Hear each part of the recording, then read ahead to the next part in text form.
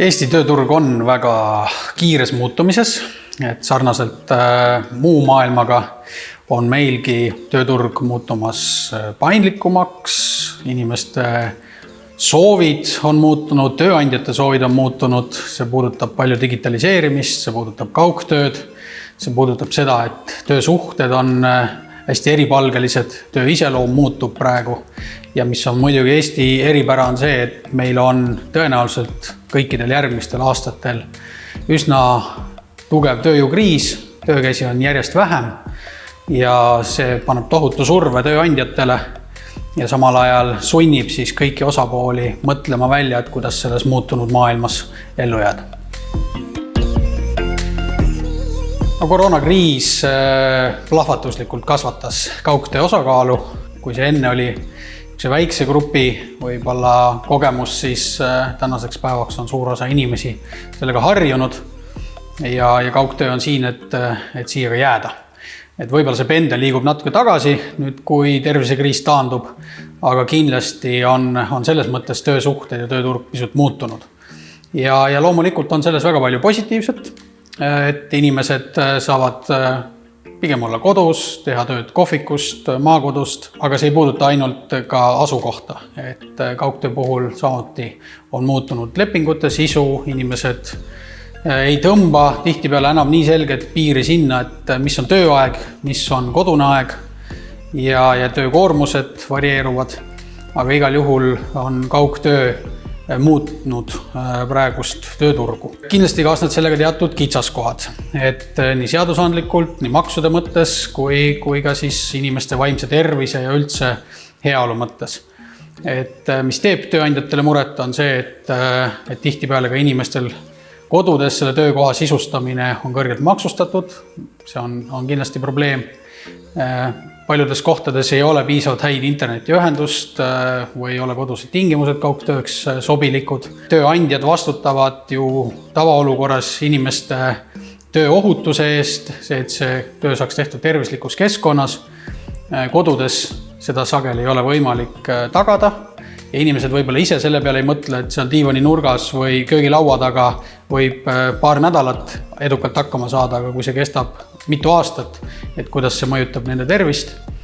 Ja paraku on siin piirangud ees ka tööandjatel, et nad ei saa minna inimese koju seda kõike kontrollima ja siin on teatud konflikt, millega me siis hetkel ka tegeleme, et seadus oleks selgem ja need piirid oleks paigas. Aga loomulikult see kõik hakkab sellest, et tööandja ja töövõtja lepivad omavahel need tingimused kokku. Ja mis muidugi on kaugtöö puhul veel üks riskikoht on see, et kõikidel inimestele see ikkagi ei sobi.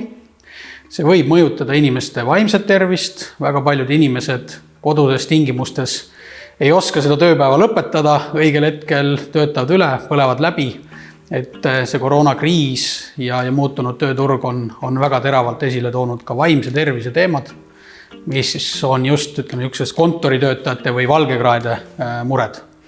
Peame teadma ka seda, et mitte kõik inimesed ei saa kaugtööd teha, et meil on väga suur osa majandusest, kus kaugtöö ei ole võimalik ja kui me mõtleme siin ehitus või tööstus, jaekaubandus, neid sektorid on palju, kus tegelikult võib-olla see koroonakriis nii suuri muutusi ei olegi toonud.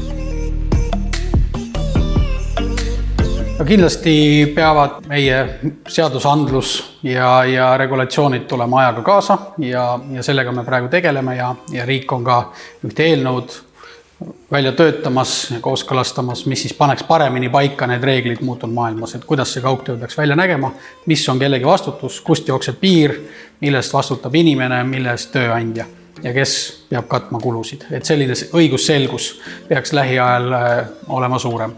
Tööandja poole pealt ma soovitaks loomulikult seda, et ikkagi lähtutakse sellest töö iseloomust ja töötaja ka soovidest ja tema isikuomadustest, et kõigile kaugtöö ei sobi, vähemalt pikaajaliselt mitte. Pean tunnistama, ka mulle ei meeldi kodus töötada või kuskil kohvikus, ma ei saa keskenduda, mulle ei meeldi see keskkond töö tegemiseks, et tuleb lähtuda ikkagi, et kas see töö võimaldab ja kas inimene ise seda tahab. Ja mis on muidugi tööandja jaoks probleem on see, et tihtipeale see meeskonna vaim või organisatsiooni kultuur väga pikaajalise kaugtöö puhul läheb kaduma.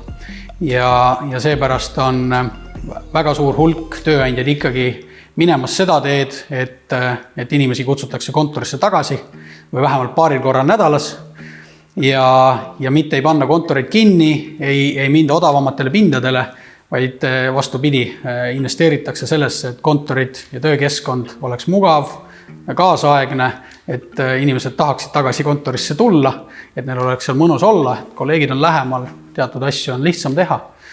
Maailm on hästi kirev selles mõttes, jah, et mõned jäävadki kodukontorisse, aga väga paljud tulevad tegelikult oma büroodesse tagasi.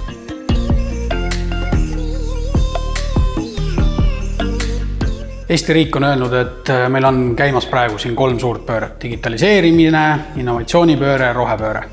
Väga sageli me tegelikult räägime ühest ja samast asjast, et kuidas selles muutunud maailmas kõige efektiivsemalt, keskkonnasäästlikumalt hakkama saada, kuidas olla konkurentidest parem. Ja digitaliseerimine on kindlasti selline protsess, mis praegu mühinal käib, ka eriti just erasektori poole peal. Ja põhjuseid on palju, meil on palju tehnoloogiat, meil on paremad internetiühendused, meil on võimalik kõike ühendada omavahel. Ja muidugi teine pool on see, et meil on töökäsi vähem ja palju asju digitaliseerides, automatiseerides on võimalik teha efektiivsemalt. Ja võib-olla isegi kui see algne investeering on päris suur ja kallis, siis aastate peale on see ikkagi parem lahendus kui tööjõud, mis kallineb Eestis veel kiiremini ja mida on üha vähem saada.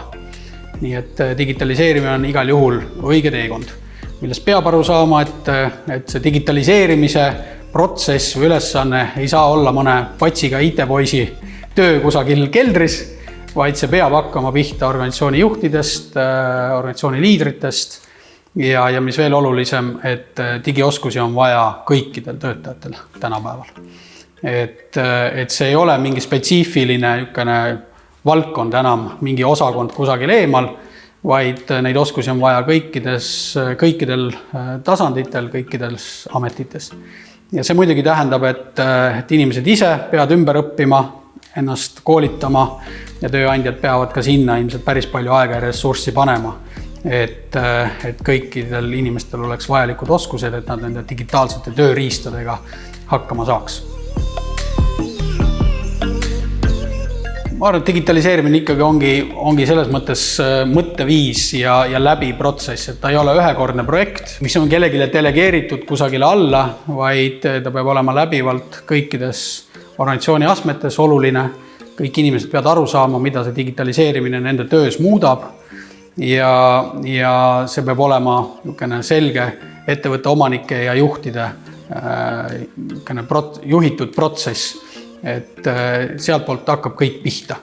Ja tänasel päeval on Eestis väga palju ka kogemust selles valdkonnas, väga palju edukaid ettevõtteid, konsultante, kes aitavad seda protsessi läbi viia. Et ei pea ise jalgratast leiutama, turul on küllalt neid partnereid, kes aitavad selle digitaliseerimise protsessi professionaalselt läbi viia.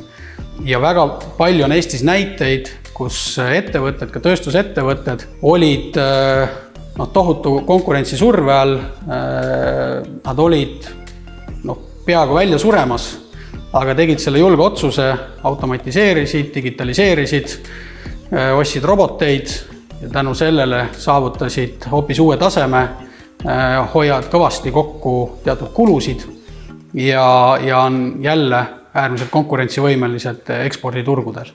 Nii et sellised head näited peaks olema ka teistel eeskujuks.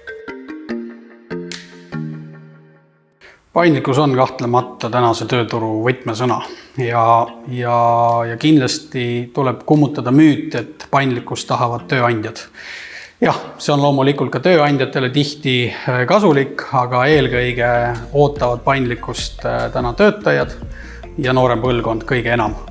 Et selline väga klassikaline töömudel 8-5 kusagil liini taga, et see on kadumas. Ja inimesed tahavad tõepoolest üha enam paindlikkust tööaja, töökoha, töökoormuse mõttes. Ja kui meie klassikaline töölepingu seadus on väga jäik, siis otsitakse mingid kõrvalteid, tekivad mingid platvormid, ebastandardsed lepinguvormid, kus tihtipeale jäävad riigile maksud maksmata, natukene solgitakse konkurentsi mõttes turgu ja inimene kannatab läbi selle, et tal ei ole sotsiaalseid garantiisid, kui midagi juhtub, kas ta saab arsti juurde, kas ta kogub oma pensioniks ja nii edasi. Et see paindlikkus on ülimalt oluline. Paraku riik on siin üsna konservatiivne, reageerib üsna aeglaselt ja seda muidugi ka põhjusel, et ametiühingud ei taha nii kiiret edasiliikumist paindlikkuse osas näha kui tööandjad. Aga me tegeleme sellega pidevalt, et seda selgitada ja üht koma teist on õnnestunud ka paremaks teha. Et see paindlikkus tõepoolest on midagi, mida tänapäeval on vaja pakkuda. Eriti kui me oleme tööjõukriisis, kus inimesi on vähe, Eesti riik ei taha ka välistööjõudu siia väga lubada ja kui see noorem põlvkond kasvab peale, et siis tööandjad peavad olema valmis selleks, et kohandada oma tööprotsesse niimoodi, et see oleks atraktiivne ka nooremale põlvkonnale, kes ootab hästi suurt vabadust oma töö korraldamisel.